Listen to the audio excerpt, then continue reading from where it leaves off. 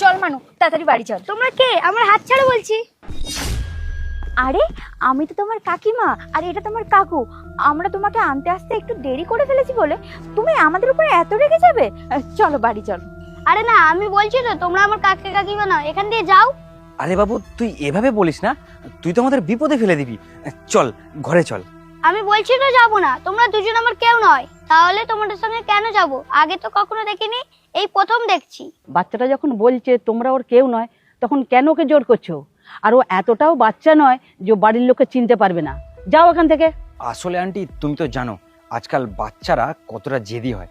আসলে স্কুলে আসার সময় আমি ওকে বকেছিলাম, সেই জন্য ও আমাদের উপর রেগে আছে। আর তুমি তো জানো বাচ্চারা তো মজা করতেই থাকে, ও আমার উপর অ্যাকচুয়ালি মজা করছে, আর তুমি ওর কথায় কান দিচ্ছ। এখানে নাটক করে কিছু লাভ নেই। তোমরা যদি ওর বাড়ির লোক হও তাহলে পেরেন্টস কার্ড দেখাও। যদি পেরেন্টস কার্ড থাকে তবেই তুমি একে নিয়ে যেতে পারবে, তা না হলে নিয়ে যেতে পারবে না।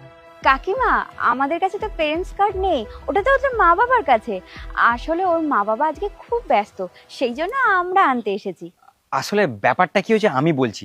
ওর বাবা অফিসে খুব ব্যস্ত, সেই জন্য আমাকে ফোন করে বললো ওর মেয়েকে স্কুল থেকে নিয়ে বাড়িতে ড্রপ করে দিতে, আর সেই জন্যই আমরা এসেছি।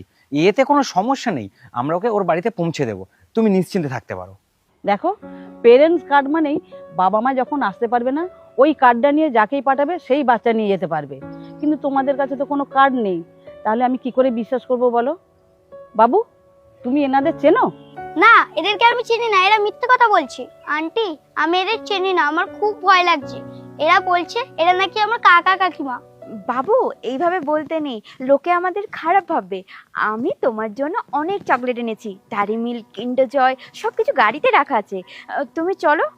আমি বুঝতে পেরেছি আমরা তোমাকে না নিয়ে মুভি দেখতে চলে গেছিলাম, তো সেই জন্য তোমার রাগ হয়েছে। তুমি চলো, আমরা এক্ষুনি মুভি দেখতে যাব। চলো। আমার মা বলেছিল কেউ যদি চকলেটের লোভ দেখায় তাদের সঙ্গে যাবে না। আন্টি, আমার মাকে ফোন করে দাও।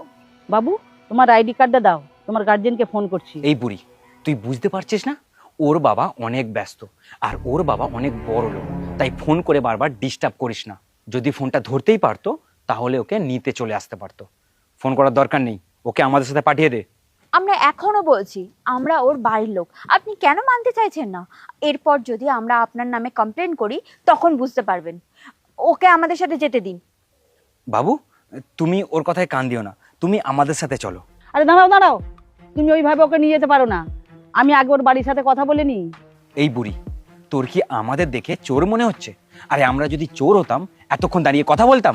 তোমরা এর বাড়ির লোককে ফোন করতে দিচ্ছ না, তার মানে কিছু তো একটা সমস্যা আছে। দাঁড়াও, আমি পুলিশকে ফোন